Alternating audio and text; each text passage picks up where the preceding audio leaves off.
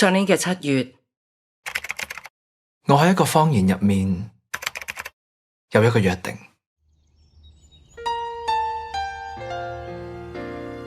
你有冇試過俾人呃？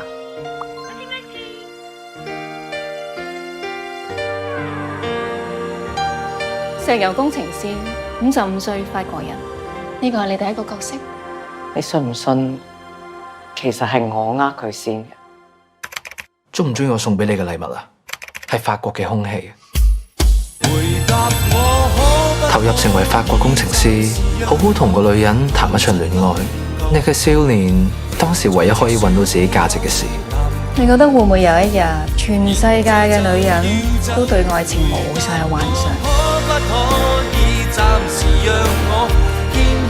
我返到屋企啦，即係好似你啱啱拍拖嘅時候，佢送到你返屋企，你唔夠膽瞓，直至你收到我返到屋企啦呢個短信，你明唔明啊？發現另一個人嘅快樂喺自己手中，少年忽然覺得佢自己其實並唔係廢物。當你有一日，你發覺你可以呃晒全世界，嗰一刻，可能你最想呃嗰個人，其實係你自己。你覺得係真咩？愛情，你信咪係真？乜你唔係嘅咩？